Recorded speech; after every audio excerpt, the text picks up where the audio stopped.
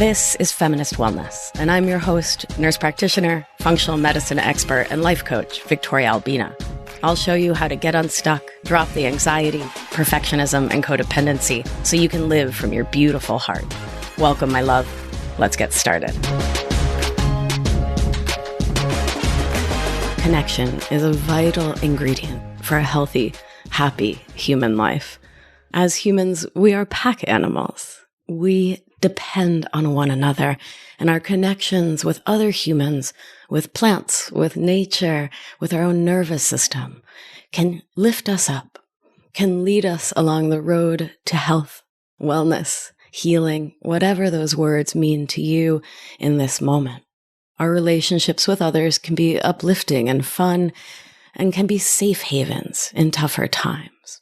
And it's so important to learn how to be in relationship as autonomous humans who have our own backs, who can take care of ourselves and can come together to co-regulate our nervous systems, to connect with others in interdependent ways that honor our nervous systems, our attachment systems, ourselves, rather than giving ourselves away through codependent thought habits.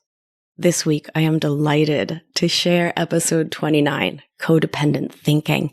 It's the first in a 3-part series in which we are diving together into these topics of codependence, independence, autonomy, mutuality. In codependence, one or both partners lose sight of who they are as individuals and base how they feel, their story about their own worth and value as animals. They base their sense of self and me. I did this for most of my life, right? I based what I thought of me, how well I thought of me, my self-regard.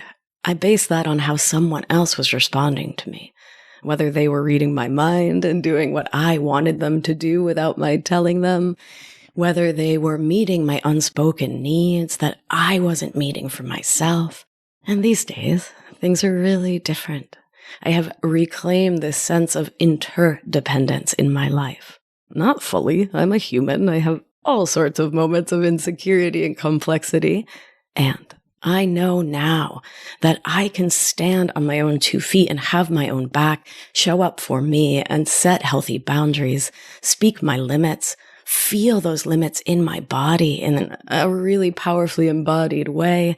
And I know that the combination of the thought work protocol that I teach you, combined with somatic practices, which we dive into in Anchored, my 6-month program, these practices together with breath work, which we also do every single month in Anchored, have been the key to learning who I am and how I want to be in my own life and in relationship so I can show up in thoughtful interdependence. So my beauties, I'm really delighted to share this episode with you. Make sure that you are subscribed to the show wherever you listen in so you don't miss a thing as we go through some of the top hits of feminist wellness. The shows that I have heard from you all are the ones that have led to the greatest movement and growth in your own life. All right, my darling, I hope you enjoy this episode. Be well. And if you head over to victoriaalbina.com/2929, the link for this show, and you can put your name and email in right there. There's a little box right on the website so you can get my free handouts and meditation sent right to your inbox. All right, my beauties, have a gorgeous day, and I hope you enjoy this episode as much as I do. It's going to be a good one. One of the amazing things that's been coming up for me a lot in my daily breathwork meditations are my old relationships. I think part of it may be the time of year, the place I'm at in my life, what's going on astrologically, and the fact that my romantic relationship now is so good, so stable. And I know how to manage my mind now. So I ask for what I want and need, say what I want and need, and give myself what I want and need. And I put myself first now, which is a massive act of love for myself and for my partner, and is magnificent resentment prevention. All of this is quite the departure from so many of my past relationships, and my spirit feels a freedom and connection I could never have imagined in my teens, my 20s, even my early 30s. I used to look to my partner to bring me joy, satisfaction, fulfillment. Now I know that only I can bring me those things through my own thoughts. I used to be scared to speak up or ask for what I needed because I was worried about upsetting my partner. Now I know that I don't have the capacity to upset anyone else. Only the person listening to me does, because I can't control how someone else hears and interprets what I say and do. And damn, is it liberating to know how to manage my own mind, to have breath work as a space where I can connect in with my body and can somatically understand my feelings and move them through me. And I can give space to others to manage their own minds and bodies. And so it is with all of this rolling around in my mind, rolling around in my body and spirit, that I want to talk with you today about codependency. This is but one gal's opinion. I am not claiming to be the be-all, end-all expert on codependence. There's like tons of books written about this and whole programs that help people to recover and heal from ancestral legacies of codependent thinking and behavior. And I'll put some links in the show notes to some of my favorite books on the topic so you can dive deeper if this is something that interests you. So I would like to start by talking about dependency and independence. In nature, independence is a completely foreign concept. Balanced ecosystems from the Amazon rainforest to our own gut microbiome function only when the various players involved work together in a healthy give and take. Pollinators need flowers, which need pollinators, and our guts give feedback to our brains via our vagus nerve, which help us make the choices that then feed our guts. In the human realm, when it comes to how we behave in relationships, we often forget that we too are part of nature and that our little mammal selves need one another to make it along through our lives. While we can pause to problematize the modern use of the word tribe every 2 seconds when we mean a group or community, I will say that humans are pack animals. Community is vital for our health and healing, and studies show that feeling connected to others, living in community, not feeling or being alone as your baseline state is a remarkable balm against both depression and anxiety. And yet, independence as a goal is baked into so many aspects of our modern, capitalist, Western culture and society. From the praise we give children when they can do things by themselves, to popular culture that highlights the importance of independence and going it alone, that whole framework of rugged individualism. However, full independence in relationships is impossible and isn't a goal I personally aspire to. Something I both see in my life coaching clients and have lived myself, and one that many of us raised as women can relate to, is the extreme opposite of independence: codependency. The co meaning that we base how we feel on how someone else feels, or rather, our interpretation, assumption, and projection of what that other person feels or may feel. It's when we become so connected to a partner that we lose ourselves in them and the relationship, that we lose sight of what we want and who we are. When we forget that our thoughts create our feelings and thus drive our actions. When we forget that we have control over how we feel in a relationship by choosing the thoughts that keep us feeling dependent on others and how they feel as a way to validate ourselves and feel good in our lives. This extreme of codependency is just as unhealthy and just as damaging to relationships and to ourselves as striving for the false notion of complete independence, and is what we'll dive into today. What I'd like to explore with you today, my loves, is how to understand relationships in terms of autonomy instead of independence, some signs of a codependent relationship, and the thought errors that can underlie codependence, and how to start shifting our thinking from unhealthy codependency to healthy interdependence. To start, if part of you is wondering if I'm really suggesting that independence in relationships is not awesome, I would ask you to stay open to thinking differently about some of the vocabulary that we use around relationships. I would also ask you to consider whether or not you're singing that Destiny's Child song in your head about independent women, because I know I am right about now. So much of the messaging we get about what it means to be an adult, to grow up and come of age, centers around being able to accomplish tasks and make decisions on our own. While there's a lot to be said for being able to have control over our lives, I want, for our purposes today, to think of this as autonomy rather than independence. Autonomy literally means the right or condition of self-government, which has to do with you making decisions for your life, for you, keeping your focus on yourself and what you want and need in this beautiful lifetime, leaving aside your worries and thoughts about how others will react, what they'll think or feel, and how they'll act in their own lives, if you manage yours the way you want to, for you. Independence as a concept has more to do with others than with ourselves. Independence says, I don't need you. You can't control me. Whereas autonomy says, I can do this, and I'm doing it for me. The difference there is subtle and important. If I declare that I am independent, I am defining my position in terms of others, more specifically as not needing others. In my mind, I see a teenager, arms crossed, who can do things by herself. Thank you very much. When I define myself as autonomous, I am only speaking about and for myself. I am literally self-directed or self-governing. I can handle myself, but that doesn't mean I won't accept or ask for help and support from others. When I think of autonomy, I see myself standing tall, confident, open, a fully embodied emotional adult. I understand that my thoughts create my feelings, and your thoughts create yours. In relationships, we, by definition, seek the support and help of our friend, partner, spouse, roommate, coworker.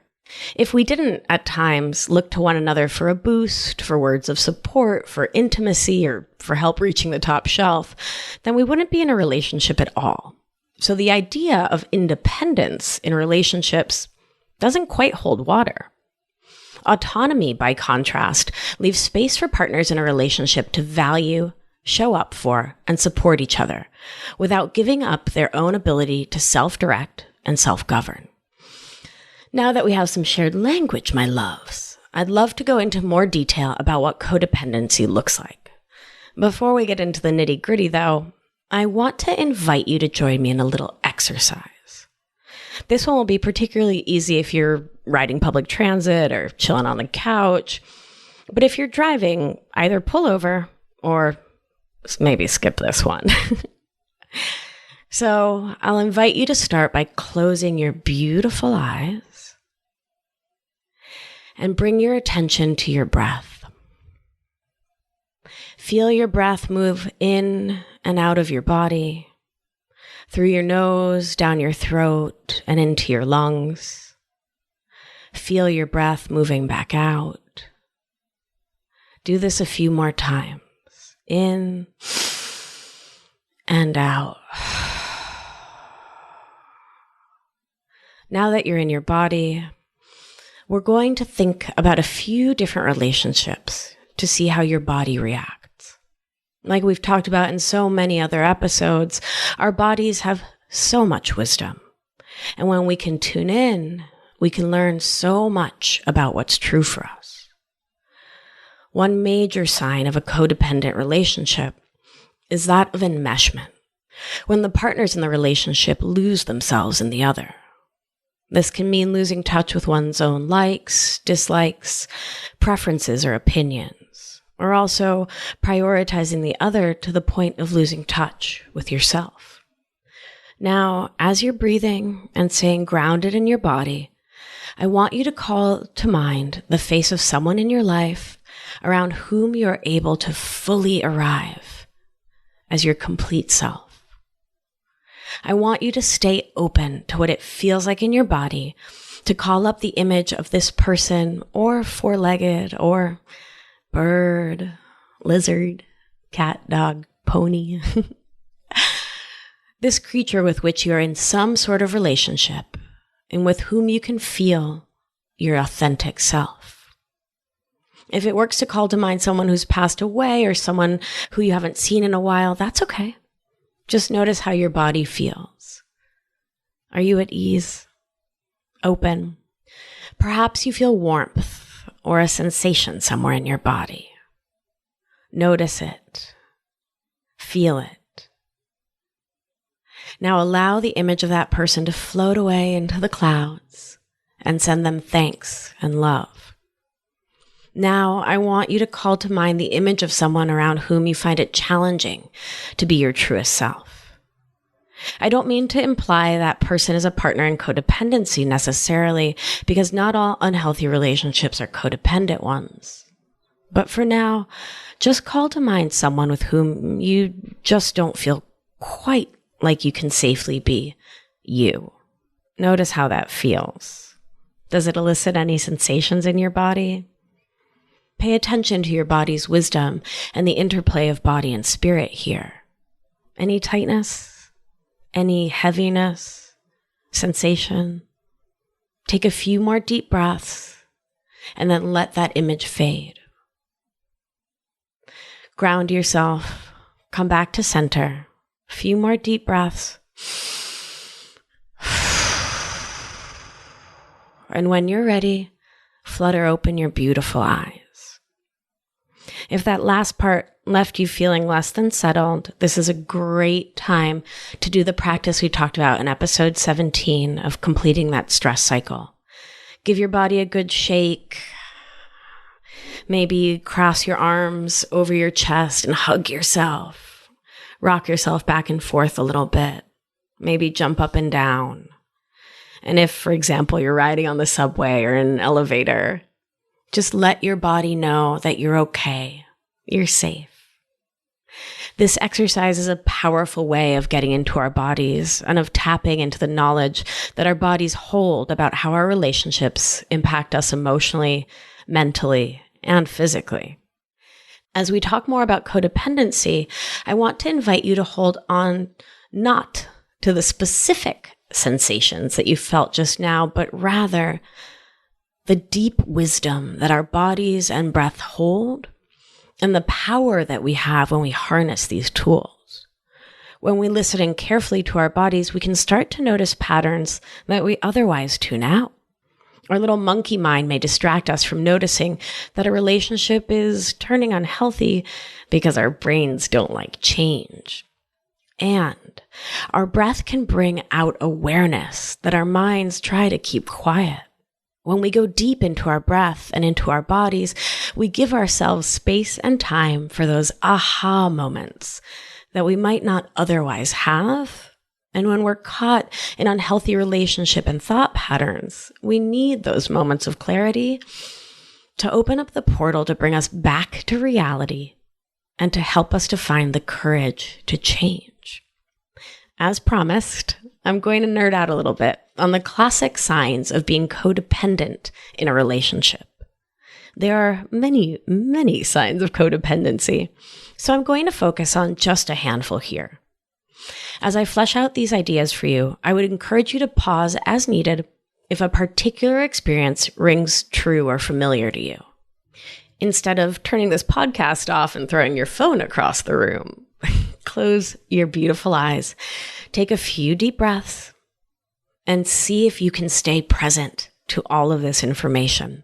It can be really challenging to face these things, to start to see these patterns of thinking and behaving that we were often taught so long ago in our lives.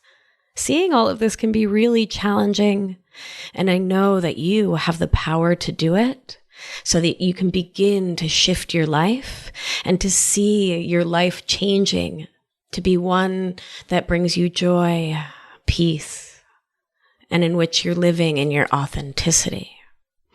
At its core, codependency arises when one partner in a relationship is telling the story that they need the other person and that other person's acceptance is necessary for you to feel okay. And so the other person, the other partner in this dyad, in turn, may need to feel needed. Codependency is more than clinginess or neediness. A codependent relationship is one in which one partner's self-esteem and sense of worth becomes so intertwined with their attempts at pleasing the other that their self becomes lost in the shuffle. This dynamic can create a cycle of dependency that can lead to abuse, and thus the other in a position of power. Often the thought, if I, then they, is the driver for someone to act in a codependent manner. And this plays out as, if I just stay home tonight, even though I want to go out, then he'll be happy I'm home. Or if I buy the dress that she likes, even though I don't love it, I don't feel great in it, then she'll compliment me, and then I'll feel great, and then she'll feel great, and maybe we won't fight tonight. Or if I move to Boston when I really want to take that position in Philly, then he won't feel abandoned by me. If you've listened to this show before, then you know where I stand on this kind of thought habit. It's bound to bring you pain and disappointment, because only our own thoughts can make us feel anything, no matter what someone else in our life does. That is, he won't necessarily feel happy that you stayed home just because you want him to feel happy. You won't necessarily feel good in a dress you don't like just because someone else likes it. And that person won't feel happy or good about you being in a dress that you don't like because you want them to feel happy about it. And he won't necessarily feel supported and not abandoned if you don't take the position in Philly you really want and stay close to home, unhappy that you're there and not following your dreams. You feel what you feel because you think it, and so do other people. Trying to manage other people's minds for them never works out in the end, and attempting to do so is a recipe for unhappiness, especially when we abandon ourselves in the process. And this can often be seen when folks merge identities or get enmeshed, as it's called in some corners. In the case of merging identities, one or both partners in the relationship begin to lose themselves in the likes, dislikes, preferences, or opinions of the other to the point where the self is lost.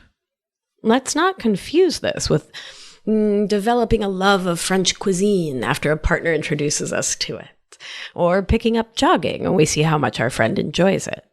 Rather, in a situation of codependent thinking and behavior, a previously autonomous self with defined preferences, likes, and dislikes loses their connection to those preferences and gives themselves over entirely to the preferences of another in order to attempt to keep the other person happy or satisfied, or, worst case scenario, to stave off abusive behavior.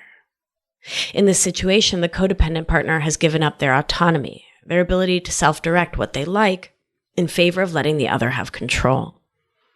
For all sorts of humans, and particularly those raised as girls or assigned female at birth, the message about pleasing others above all can be hard to ignore. When we are told that our job is to keep others happy, we can fall into the trap of focusing so much on the happiness of others that we can backburner or deny entirely the things that bring us joy and happiness, or can come to accept things that, in reality, cause us harm and suffering, that leave us feeling separate from ourselves and our identities. I remember one relationship I had in the very early 2000s when I was living in Boston. So I was living this new life, recently graduated college in this grad program, and I was going to the gym 5 or 6 times a week and felt amazing in my body. Exercise has long been my balm against depression and anxiety, and I was really clued in with it. The person I was dating kept criticizing this habit and said that they didn't think highly of, and this is a quote, people who prioritize being a jock over the life of the mind. And in that moment, I gave that thought someone else's thought about me and my self-care, what was key to living like a good life, or I don't know, an intellectual life, or like, I don't know, there was this air that this was the right thing to be doing. Sitting and reading was good, and going to the gym meant you were some dummy. Looking back, it's a very strange, it's a strange paradigm indeed. But anyway, I gave that thought priority over my own desires. I so wanted this person to like me and approve of me.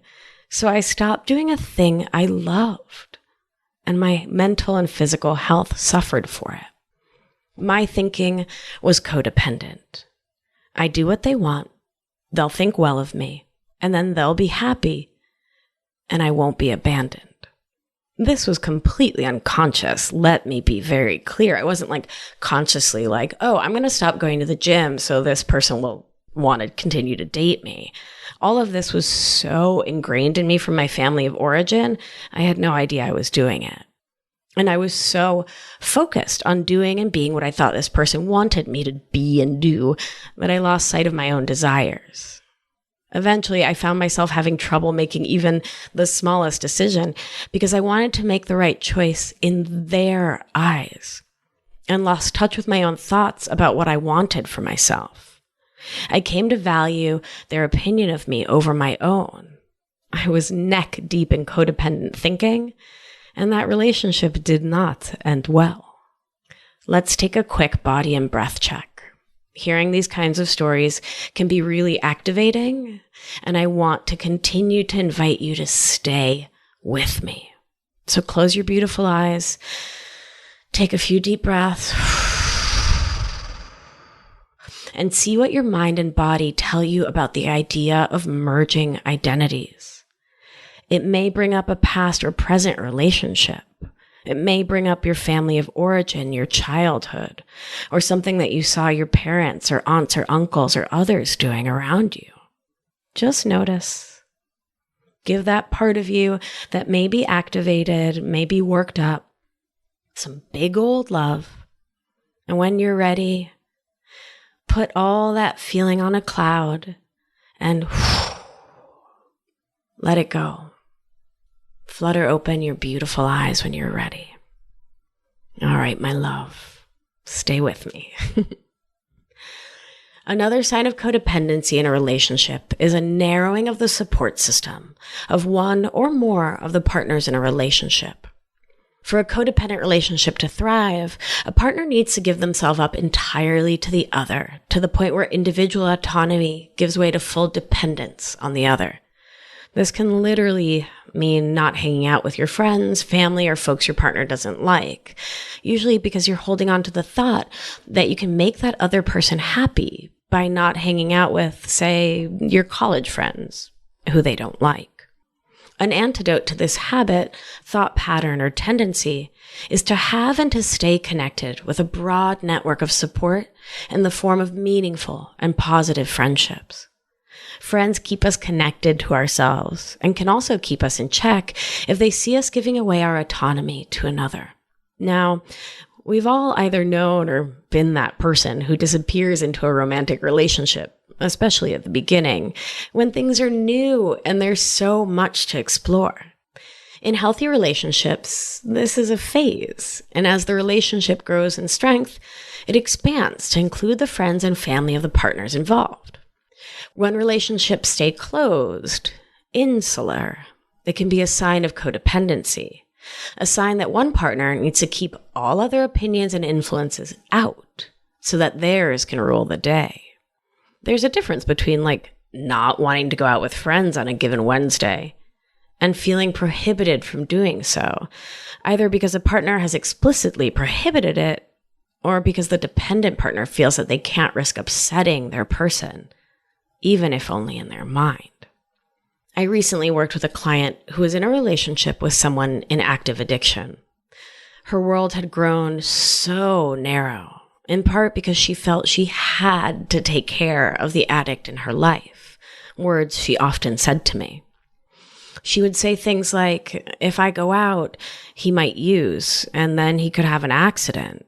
He could spend money he doesn't have. He might do any number of unthinkable, terrible things. So I have to stay home and make sure he's taken care of. She had come to see herself as someone who existed only to keep her addict above water, not as a self-directed or self-governing individual worthy of living life for herself. Her self-esteem rested on how well she was tending to someone else's needs. Similarly, the addict she was in a relationship with had come to believe that he could not function without his partner, and so had given up on taking care of himself in certain ways, thus reinforcing this story that she needed to caretake him. Over time, my client and I were able to work on building and rebuilding her friendships and balancing care for her partner with care for herself, paired with lots of thought work about the stories she was telling about her attempts to save another human from their own adult decisions, which is actually not possible. Our thoughts create our feelings, and we take action based on our feelings. Whatever her partner was thinking would lead to his actions, and her desire for him to think, feel, or act in a specific way was futile. He's a grown-up, and his thoughts are his own, and thus his actions are his own responsibility. We get to let adults be adults, no matter what we want them to do. It was challenging work that started with my client's awareness that she had fallen into codependent thought patterns, but she did not have to stay there. Something that I mentioned at the top of this episode was the idea that when we strive for literally impossible things, like profound independence in relationships, we can end up in unhealthy places, like codependency. What I mean is that nature, our minds, bodies, and spirits, holds enormous wisdom. And when we insist on going against our own natures, our natural pull to engage with others, to depend in a healthy, autonomous way on our friends and lovers, to remain autonomous and respect the autonomy and sovereignty of others, our relationships can end up warped, like bent metal. And codependency is one form that warped relationships can take. Again, for those of us raised as girls, the idea of independence can be a super complicated one. Girls and women are praised for helping others and supporting others and putting our partners, children, families' needs ahead of our own, while being told simultaneously that independence is the gold standard for adulthood. How do we make these two ideas work? Well, I'll say that we don't have to. We can think instead in terms of autonomy, of respecting our power to govern ourselves and manage our own minds, as well as the powers that others have to govern themselves and manage their own minds. Of course, we get to stay flexible in relationships. If you always insist that you choose the restaurant when you eat out with friends, you may end up dining alone more than you care for. But if you think about the core of your relationships as being built upon a foundation of mutual respect for autonomy, we can show up for one another confident in ourselves and ready to meet others where they are. Another way to think of relationships built on mutually respectful autonomy is interdependence, the sort of relationship we see all the time in the natural world.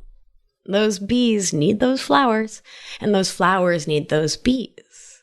But that particular relationship, that interdependence, is not what defines the life of either partner. Because members of the relationship have other relationships too. Fruit plants rely on insects to spread their pollen and animals to spread their seeds.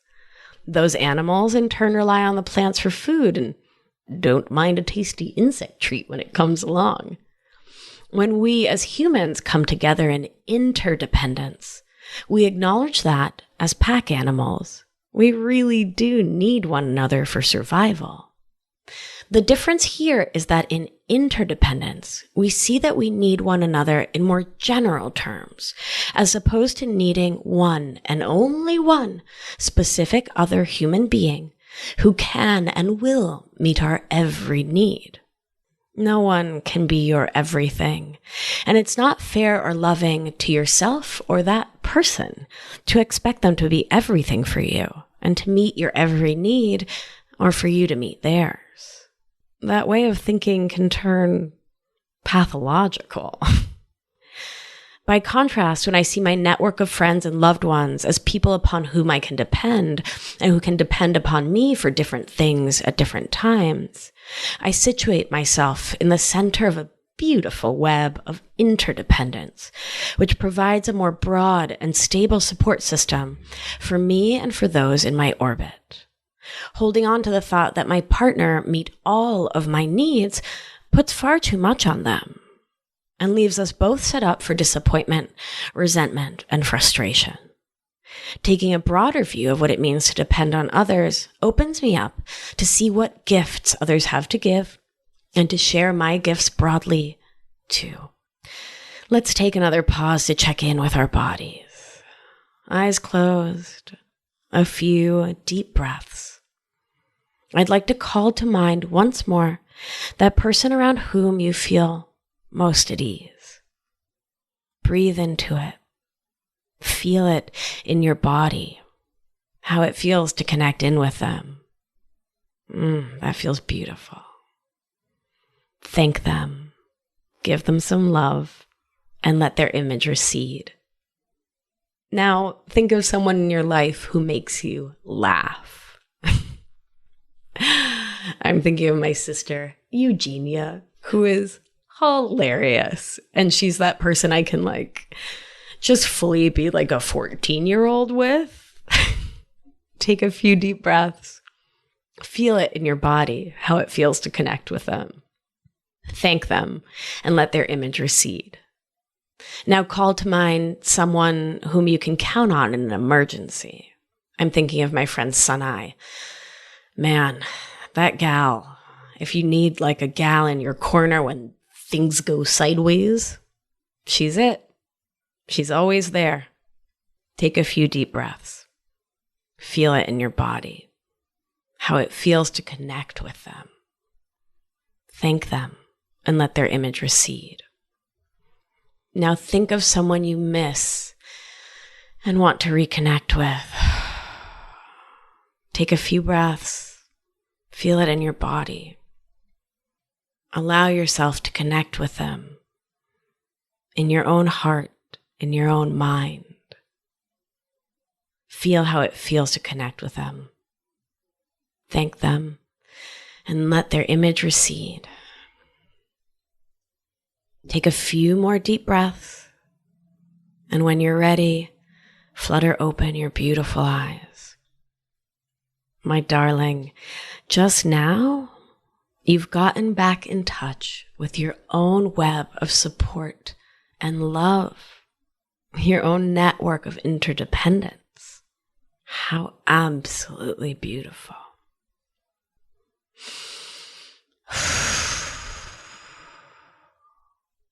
Codependency is a big topic with a lot to it.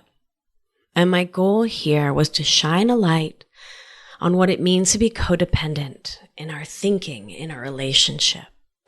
And just as importantly, to reframe relationships in terms of interdependence and to think and feel, as we did just a moment ago, about all of the people in our lives who help us build a broad network of support so we can make sure to not put too much of ourselves into any one relationship. I'll ask you to join me in one last little activity. Again, drivers, pull over, do this one later, or you can also just imagine this in your mind's eye and you'll likely find it quite powerful. So I want to invite you to take your hands in front of you. Interlace your fingers and grasp them tightly, tightly, tightly together. See how tense that feels, like there's stress within your fingers. Now, relax your grip and pull your fingers apart. Let them slide across each other until your fingertips are just touching. Doesn't that feel better? Less tense, more relaxed. Like your fingers are just gently connecting, respecting the orbit around each other, and not grasping onto one another. This is another way of feeling in our bodies the difference between relationships that are enmeshed and relationships that are healthy and mutually supportive. We don't need to grip our partners with all of our might. We can rest on and with one another while still keeping our own identities intact. Next week, we'll be diving further into the solution together, my angel, with some concrete, actionable things you can do to help yourself release the habit of codependent thinking in your life and your relationships. I'll also be sharing an entire episode soon about how to manage your mind around other people and their moods, which is an issue with codependent tones for sure. So make sure you're subscribed both to the podcast, which you can do on iTunes or wherever you're listening to the show, and to my email list, so you can be the first to hear about special worksheets, PDFs, journaling prompts, and meditations that are just for podcast listeners. I'll put a link in the show notes for you, or just head on over to victoriaalbina.com to hop on my list. I serve up some pretty good email, so you're going to want to do that, my love. So for now, my darling, your homework is my favorite one: awareness. Start to bring your awareness to times when you may be placing more importance on someone else's stated or imagined opinions, thoughts, or cares about your life than on your own. Times when you're putting yourself last, when you're valuing someone else's approval of you more than your own, when you're having difficulty communicating or making decisions in a relationship, or when your mood feels reliant on someone else's mood, words, or behaviors. No need to judge. Just observe, make note, and bring yourself some extra love and attention when you feel yourself engaging in these thought, feeling, and action habits. They're just habits, after all, and habits are infinitely changeable. You're on your healing path, my love, and you're doing great. Awareness is always the very first step to change. So invite it in, even if it feels really scary. If you're looking for some more meditations like the ones we did today to help you ground yourself, head on over to victoriaalbina.com/bodyscan to download my free short-form anxiety-reducing meditation track. And it's totally free and available for you to do every single day if you please. And it's free because I love you and your healing is so important. All right, my angel, that's it from me today. Thank you for tuning in. Thank you for subscribing to the show and getting on my email list. I don't want you to miss a thing. Remember, you are safe. You are held. You are loved. And when one of us heals, we help heal the world. If you've been enjoying the show and learning a ton, it's time to apply it with my expert guidance so you can live life with intention without the anxiety, overwhelm, and resentment so you can get unstuck. You're not going to want to miss the opportunity to join my exclusive, intimate group coaching program. So head on over to victoriaalbina.com/masterclass to grab your seat now. See you there.